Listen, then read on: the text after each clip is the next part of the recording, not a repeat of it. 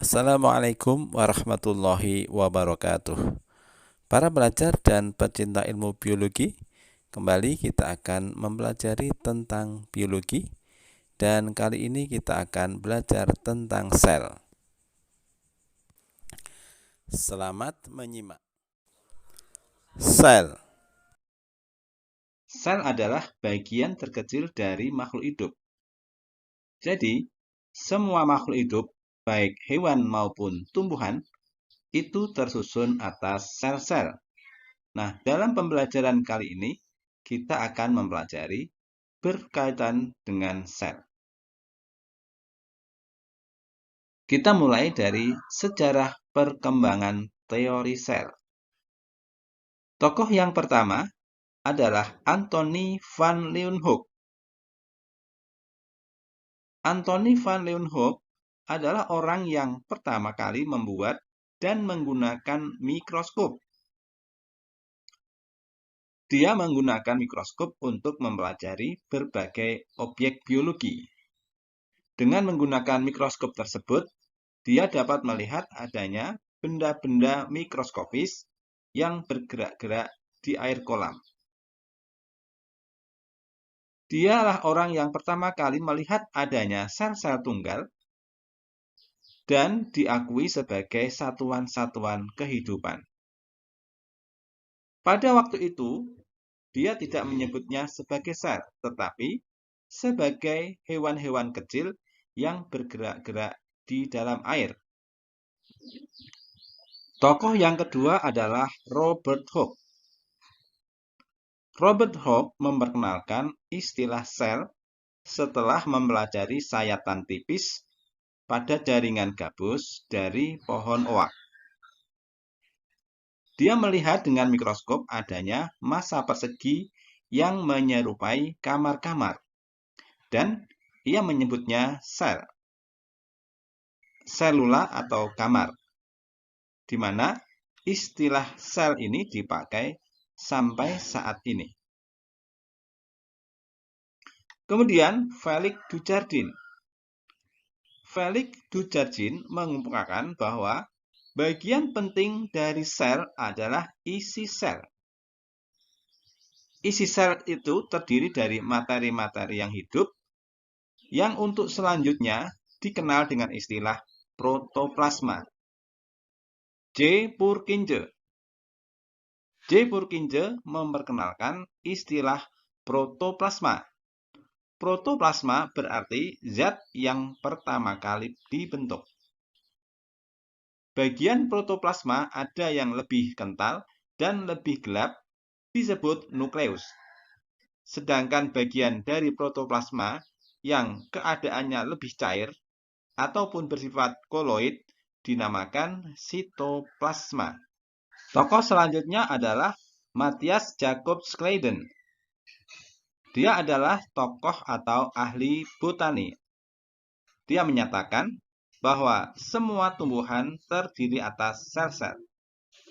Senada dengan Schleiden, yaitu Theodor Schwann. Namun, dia adalah seorang zoologi atau ahli ilmu hewan. Dia menyatakan bahwa semua hewan terdiri atas sel-sel. Kemudian, teori antara Schleiden dan Schwann digabungkan dan dianggap sebagai pencetus teori sel yang menyatakan bahwa semua makhluk hidup tersusun atas sel-sel secara struktural dan fungsional. Rudolf Virchow melengkapi teori sel dengan menyatakan bahwa setiap sel itu berasal dari sel-sel yang sudah ada sebelumnya. Dan ini dinamakan omnicellulae cellula.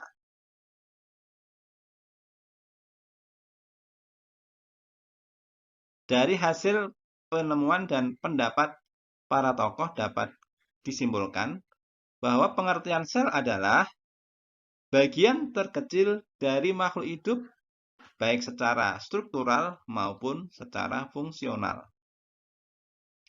Dengan menggunakan mikroskop, elektron, serta teknik pewarnaan, akhirnya ditemukan adanya organel-organel yang menyusun sebuah sel. Kita lanjutkan dengan pembahasan selanjutnya, yaitu komponen kimia sel. Sel tersusun atas berbagai komponen kimia. Yang pertama adalah air.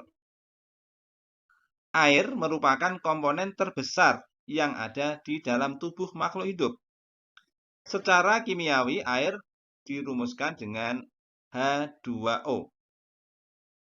Di dalam tubuh, air berfungsi sebagai sarana untuk berlangsungnya metabolisme, baik anabolisme maupun katabolisme.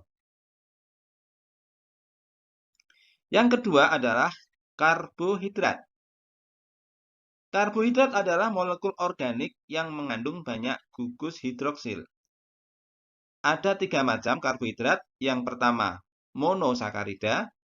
Kemudian yang kedua, disakarida. Yang ketiga, polisakarida. Monosakarida adalah karbohidrat yang mengandung 1 gugus gula. Monosakarida sering juga disebut sebagai gula sederhana. Contohnya adalah glukosa, fruktosa, dan galaktosa. Kemudian yang kedua adalah disakarida. Disakarida adalah karbohidrat yang mengandung 2 gugus gula. Contohnya adalah maltosa, sukrosa, dan laktosa. Kemudian polisakarida adalah karbohidrat yang mengandung banyak gugus gula. Sebagai contoh adalah amilum, glikogen, dan selulosa. Komponen yang ketiga adalah lemak. Lemak merupakan hidrokarbon non-polar. Lemak ini tidak larut di dalam air, tetapi lemak larut di dalam kloroform, ether, dan benzen. Lemak sendiri terdiri atas 2 komponen, yaitu asam lemak dan gliserol, di mana lemak itu mengandung 1, 2, atau 3 asam lemak yang menempel pada 1 molekul gliserol. Komponen yang keempat adalah protein. Protein tersusun atas asam-asam amino melalui pautan CN, yang biasa dikenal dengan istilah ikatan peptida. Polipeptida adalah kumpulan dari beberapa asam amino, dan sejumlah besar polipeptida itulah yang membentuk protein. Komponen selanjutnya adalah asam nukleat. Asam nukleat merupakan polimer dari nukleotida dengan fungsi yang sangat spesifik di dalam sel. Setiap nukleotida terdiri dari gula pentosa, kemudian fosfat, dan basa nitrogen. Asam nukleat ada 2 macam, yaitu ADN atau asam deoksiribonukleat, dan ARN atau asam ribonukleat. Kita lanjutkan, yaitu struktur dan fungsi sel. Sel adalah bagian terkecil dari makhluk hidup yang mampu berdiri sendiri dan menunjukkan ciri khas kehidupan atau dapat melakukan fungsi-fungsi khusus. Fungsi khusus dari sel adalah yang pertama nutrisi, kemudian respirasi, reproduksi, tumbuh dan berkembang, ekskresi, dan peka terhadap rangsang. Nutrisi. Nutrisi adalah kebutuhan akan makanan. Sel itu membutuhkan nutrisi atau zat makanan untuk kelangsungan hidupnya. Kemudian, respirasi. Respirasi adalah kegiatan sel untuk mendapatkan oksigen yang dibutuhkan untuk proses metabolisme. Reproduksi. Reproduksi adalah sel mengalami perkembangbiakan. Tumbuh dan berkembang. Sel mengalami pertumbuhan dan perkembangan, di mana tumbuh adalah proses perubahan dari kecil menjadi besar. Jadi, sel itu awalnya berukuran kecil dan lama-lama sesuai dengan pertumbuhannya akan menjadi besar. Kemudian sel juga mengalami perkembangan. Perkembangan adalah proses perubahan menuju kedewasaan. Ekskresi. Ekskresi adalah pengeluaran zat sisa metabolisme. Salah satu contoh dari zat sisa yang dikeluarkan adalah karbon dioksida. Fungsi sel selanjutnya adalah peka terhadap rangsang. Dalam hal ini, sel memiliki kemampuan untuk merespon atau menanggapi adanya rangsangan dari luar sel. Selanjutnya, ukuran sel. Sel itu ukurannya sangat kecil. Sel tidak dapat diamati secara langsung dengan mata telanjang karena ukurannya yang sangat kecil tersebut. Nah, untuk melihat sel, dibutuhkan alat bantu yang disebut dengan mikroskop.